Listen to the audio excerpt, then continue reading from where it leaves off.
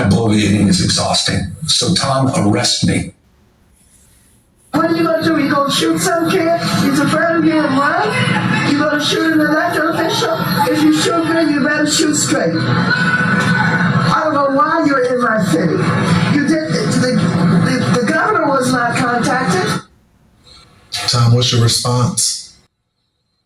Well, first of all, it's just ridiculous. That reporter from SNBC, he's a joke. He's a dishonest reporter. What we discussed was, for those protesters that cross the line, I've said it many times, you can protest, you get your First Amendment rights.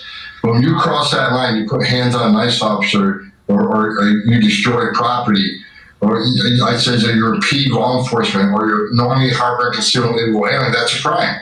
And the Trump administration is not going to tolerate it. You cross that line, we're going to see prosecution in the Department of Justice. Then the reporter asked me, well, could Governor Newsom or Mayor Bass be arrested? I said, well, no one's above the law. If they cross the line and commit a crime, absolutely they can. So there was no discussion about arresting Newsom. And so, what he's done, he's failed that state. He waited 2 days of that city burning and people getting hurt, officers being assaulted, before he made any declaration of an unlawful assembly. He's late to the game. President Trump isn't late to the game. Men and women are not late to the game. And let's make this clear. I keep hearing this term ICE raids. What happened how this riot started is that ICE was serving a series of criminal warrants at a business being investigated for money laundering, customs fraud, and serious violations on sending money to criminal cartels in Colombia, Mexico, that fund cartel activities in the United States. It's part of an overall conspiracy that ICE is investigating. So we're arresting bad people. We were enforcing laws and followed up on a serious criminal investigation on cartel financing. So that's exactly what ICE did. And ICE took a lot of bad people off the street that day. We arrested a sexual predator, arrested gang members, arrested somebody that had an armed robbery conviction. So we made LA safer. The men and women at ICE, the men and women at the Border Patrol made LA safer that day. But you're not hearing any of this. All you hear is a rhetoric about ICE being racist, about ICE being Nazis and terrorists, and Governor Newsom feeds that. Just like Hakeem Jeffrey feeds it that he's going to unmask ICE agents. And the members of Congress who keep feeding this rhetoric, they're the ones that are causing this riot because they don't listen to the truth about what the men and women at ICE are doing. We're keeping our promise to the American people to make these streets safe again. And that's exactly what we're going to do, and we're not going to stop doing it. Tom, who gave the stand-down order from the LAPD? When your federal agents were being surrounded, and you know the call, you were a local cop before you were a federal agent. When a cop says officer assist across the radio that they're surrounded, everyone in the surrounding area is supposed to respond. So who told the LA cops not to respond?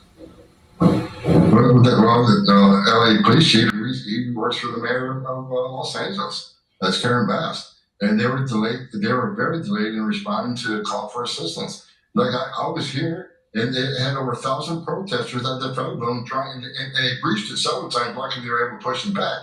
And that put the officers at great risk. It put the detainees that we had in custody at great risk. So again, this is just a false narrative being pushed by the left and being pushed by even members of Congress about the men and women of ICE being Nazis and terrorists and that we're out raiding, arresting innocent women and children. Everybody we arrested, everybody worked for, they got final order removal. They've had a due process. That's what they keep shouting about. They didn't make due process. They had a due process. A judge, a federal judge has ordered them removed. Our job, they should execute that order, right? So you got Congress who made the laws that we're following. You have a judge that orders them removed. So we're executing removal orders. ICE is doing the job that American people want them to do. We're making America safe again, one illegal criminal at a time, and that's what we're doing in LA. So, Tom, the travel ban is set to go into effect today. Over a dozen countries are on that list, including the Venezuelan nationals. Tell me about this travel ban. What is it going to do to stop the travel coming across this country to illegal immigrants? And before I go down, let me just mention this.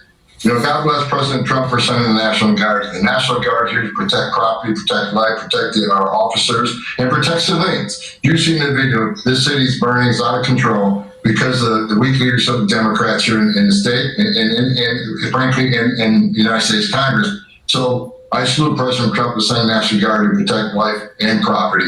And the travel ban is exactly what should be done. In the countries that are being targeted on this, do not do proper vetting before the issue visas come to this country. This is about protecting America, right? We spent 4 years, got over 2 million known gotaways. Well, how many of them came from a terrorist, our country that sponsors terrorism? We don't know. President Trump has taken every step possible to protect this nation from a terrorist attack and from other criminal activity that crosses our border and comes into the visa program. So this is simply making these countries step up and do the right thing. When you send someone, give someone a visa card and they enter the United States, we want proper vetting done before they come here. That's what this is about. Tom, I got only a few seconds left, but I got to get your reaction to Kilmar Obrego Garcia. They wanted him back, they got him back, but he's been indicted on 2 counts. 1 count of conspiracy of unlawful transport of illegal alien for financial gain, maximum imprisonment, 10 years. You got count 2, unlawful transportation of illegal alien for financial gain. How serious are these charges, real quick? They're real serious. When we're back, when we're criminally prosecuted, we're going to put him in prison. And when he gets done with his prison sentence, he's going to be deported right back to his homeland. Tom Homan, thank you so much. You got it.